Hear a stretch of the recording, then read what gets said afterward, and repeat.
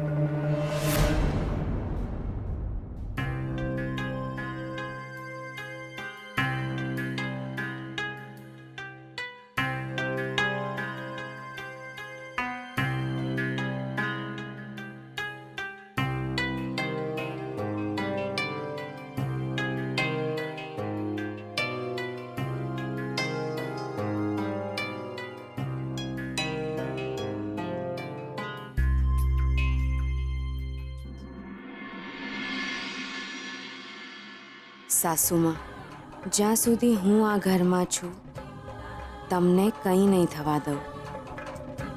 મેં હીરાબા તો ગુમાવ્યા છે, પણ તમને હું કંઈ નહીં થવા દઉં.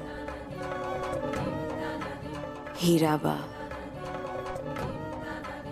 ખબર નહીં કોઈને યાદ પણ હશે કે નહીં હવે.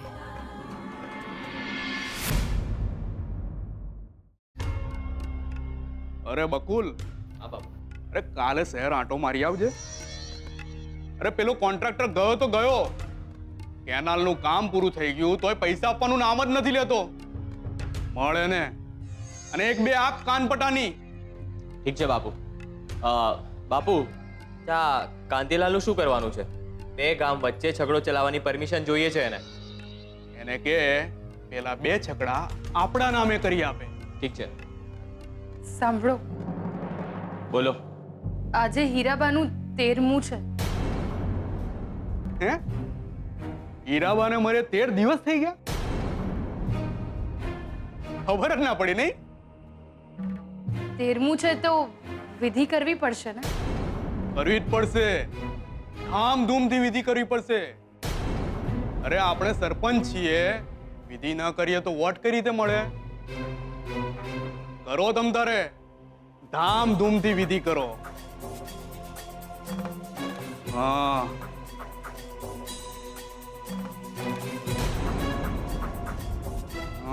હાલો 50 રૂપિયા અને આ 1 રૂપિયો રોકડો.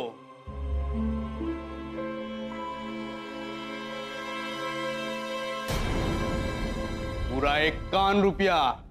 ધામધૂમથી વિધિ કરો તમ તારે, ધામધૂમથી વિધિ કરો. 51 રૂપિયામાં વિધિ કેવી રીતે થાય? 51 રૂપિયામાં સાકર અને રેવડી બહુ આવે, મંદિરે જઈને વેચી આવો. હા, પણ નાતમાં જમણવાર તો રાખવો પડે ને? આ તો જમણવાર બાના ગામડે રાખ્યો તો અને પતિ પણ ગયો. આપણે હીરાબાના 13માનો જમણવાર ક્યારે રાખ્યો? એવું કહેવાનું હોય, લોકો થોડા ચેક કરવા જવાના છે. બ્રાહ્મણો જમાડવાના? 50 બ્રાહ્મણો જમાડ્યા હતા અને બધાને ચોખ્ખા ઘીના લાડવા ખવડાયા હતા. ક્યારે? અરે એવું કહેવાનું, જુઠ્ઠું જ કહેવાનું હોય તો વાત વધારીને કહેવાની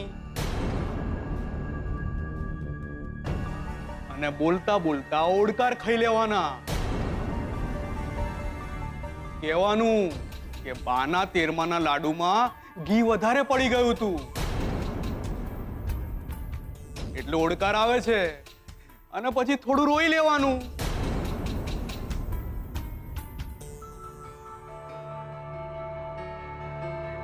એટલે આપણે હીરાબાના 13માની વિધિ નહીં કરીએ?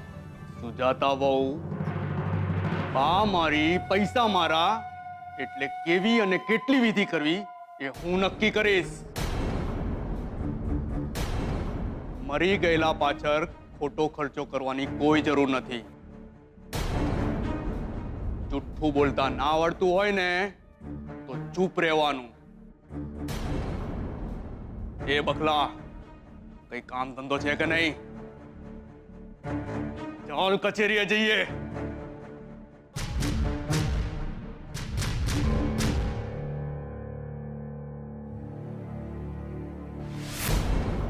હીરાબાનું 13મું કરવામાં અમને ખોટો ખર્ચો લાગે છે. સગી માના મરી ગયા પછી એની કિંમત 51 રૂપિયા.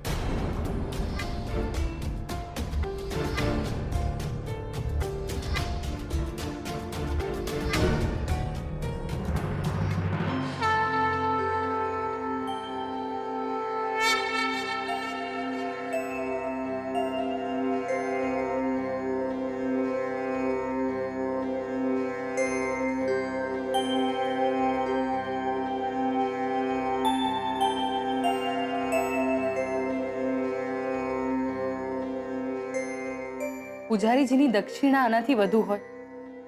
આટલા રૂપિયામાંથી હું હીરાબાની વિધિ કેવી રીતે કરાવું? કહે છે કે સાકરિયા અને રેવડી વહેંચજો. આમાં તો આબરૂની રેવડી થઈ જાય.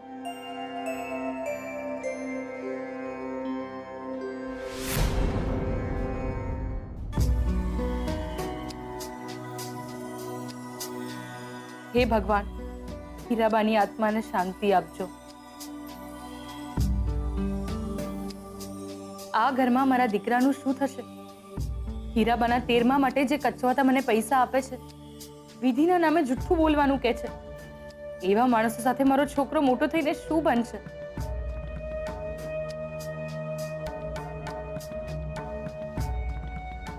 આટલી નાની ઉંમરે દેખાદેખીમાં ચોરી કરતો થઈ ગયો હતો. મારું તો જે થવાનું હોય થાય, પણ શંભુનો શું? આ છોકરું ભણી ગણીને કંઈક સારું કામ કરે એવું તો કોઈ વિચારતું પણ નથી. સવાર સવારમાં આવા લોકોનું મોઢું જોવાનું.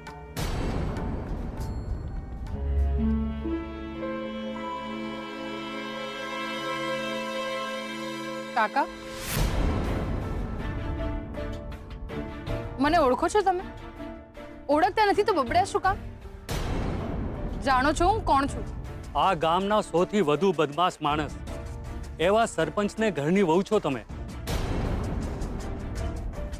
તમે મને નથી ઓળખતા, પણ હું તમે બધાને રગરગથી ઓળખું છું. તમે કેવી રીતે ઓળખો અમને બધાને? તમારું નામ સુજાતા, રામપરા ગામના માધવભાઈની દીકરી તમે. તમારો વર બકુલ એ બીજા કોઈના નહીં, બાપના રવાડે ચડીને જ બદમાશ બન્યું છે. તમારો એક નાનો છોકરો પણ. ઓળખું છું બધાને, તમને પણ અને હીરાબાને પણ, જેમનું આજે 13મું છે. તમે ભલે ને હીરાબાના 13માની વિધિ ન કરાવો, પણ એ ગરીબ છોકરી આ વિધિ કર્યા વિના રહેશે નહીં. એ લક્ષ્મીને પણ હું ઓળખું છું.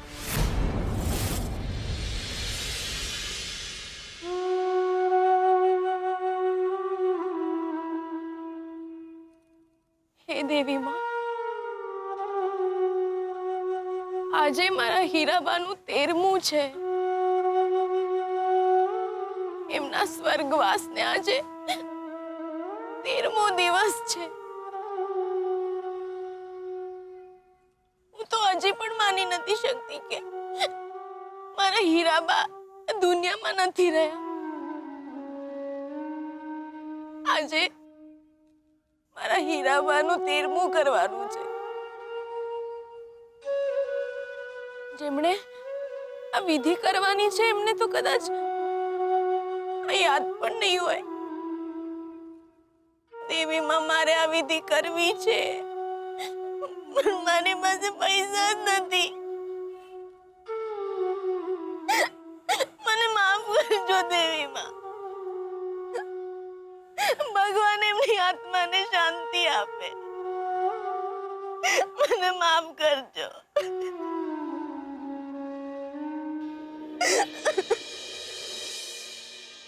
બેટા, હીરાબાની 13માની વિધિ કરાવ. પણ બેનબા, ના નહીં પાડતી. વિધિ કરાવી જરૂરી છે ને, એમની શાંતિ માટે. બેનબા, મારા માટે હોત ને તો કદાચ હું હાથ ના ફેલાવું, પણ હીરાબા માટે છે એટલે હું ના નહીં પાડું. પૂજારીજી, જલ્દી આવો. આલો પૈસા. મારા નાની માનું 13મું છે. પૂજા પાઠ જે પણ વિધિ કરાવવાની હોય ને બધી વિધિ કરાવજો. ગરીબોને બ્રાહ્મણોને બધાને જમવાનું આપજો, આખી વિધિ પૂરી કરજો. જરૂર કરીશ દીકરા. એક વાત કહું બેટા, આજકાલ તો દીકરાઓ પણ આવી વિધિઓનો ખર્ચો કરવા માટે વિચારતા હોય છે, અને તું દીકરી થઈને તારી નાની માટે જો આ વિધિ કરવાનું વિચારતી હોય તો આ જોઈને મને બહુ સારું લાગે. વિધિ તો મને બસ ખાલી યાદ હતી પૂજારીજી. પૈસા તો બેનબાએ આપ્યા છે. અરે દીકરા, મોલ તો લાગણીઓના હોય છે, પૈસાના નહીં. પૂજારીજી, ખર્ચો વધુ થાય ને તો જરાય ચિંતા નહીં કર. અમે રોજ મંદિરે આવીએ છીએ. પૈસાની જરાય ચિંતા નહીં કરતા. બધી વિધિ સરસ રીતે કરાવજો. જરૂર કરાવીશ. જય શ્રી કૃષ્ણ. જય શ્રી કૃષ્ણ.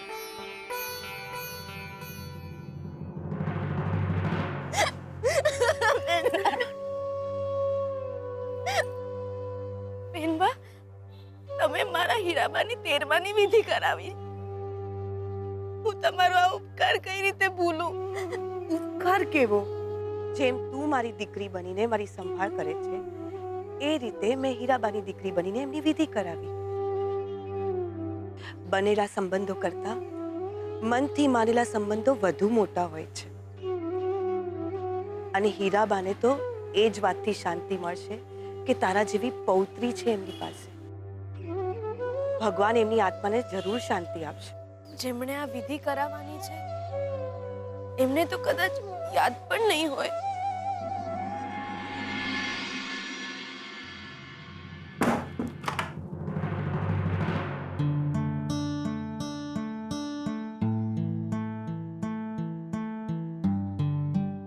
શું વાત છે ને? શું ઈરાદો છે તમારો? તમે ચોટલામાં વીણી નાખી રહ્યા છો કે પછી તમારા વરને લાંચ આપી રહ્યા છો? જાઓ ને હવે, તમને તો બધી વસ્તુમાં લાંચ જ દેખાય છે.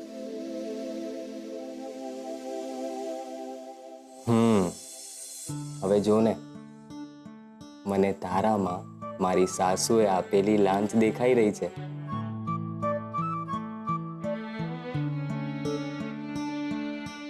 જાઓ ને હવે. હું શું કહું છું? હા બોલ ને. તમને નથી લાગતું કે શંભુ હવે મોટો થઈ ગયો છે? કોણ શંભુ? શંભુ હવે મોટો થઈ ગયો છે તો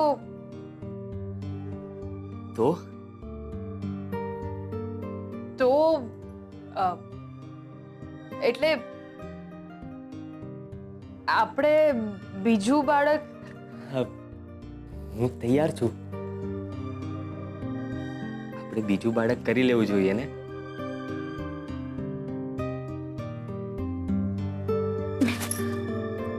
પણ હું કઈ એમ નહીં માનું. બોલ ને, શું જોઈએ છે તને? નવલખો હાર. એ શું હોય? 9 લાખનો હાર. ના ના, આ તો બીજું છોકરું મોંઘું પડે. હું કઈ ના જાણું.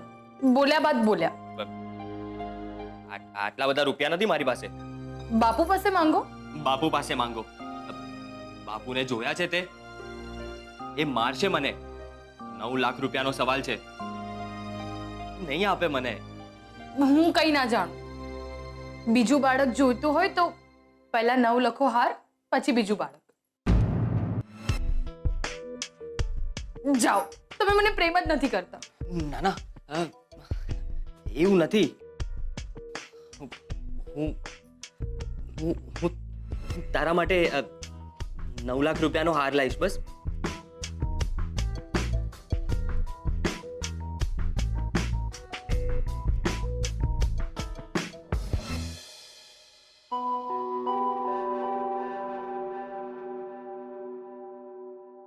હું પણ તો જોઉં કે સગી માના 13મા પર 51 રૂપિયાના સાંકરિયા વેચનાર તમારા બાપુ પાસેથી તમે 9 લાખ રૂપિયાનો હાર કેવી રીતે કઢાવો છો. એક તમે છો જે સગી મા માટે પૈસા નથી ખર્ચતા, અને એક લક્ષ્મી હશે કે જે આજના દિવસે વિધિ કર્યા વિના રહેશે નહીં.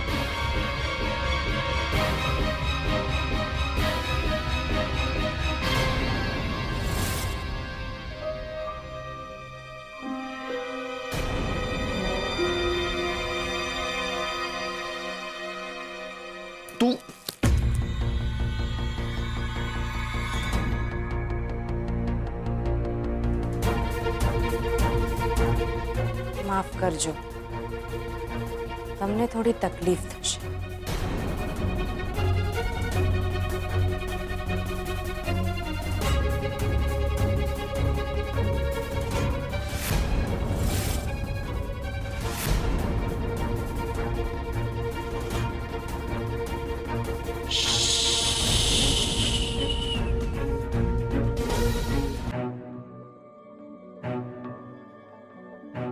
તમને શું લાગ્યું કે હું ડરી જઈશ? હું ઘરની નોકર છું, તમે મને ધમકાવશો અને હું ચૂપ રહીશ.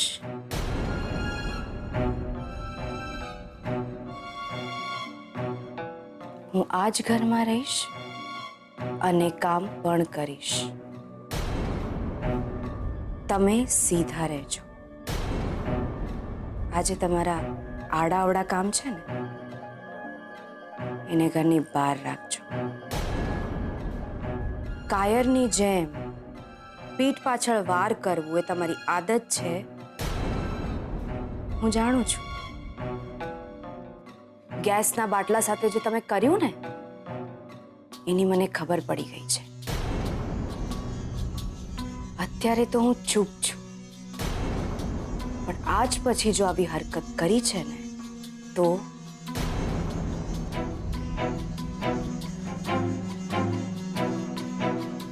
અને રહી વાત મારા લૂંટાયેલા પૈસા અને ઘરેણાં, પૈસાની તો મને માયા નથી,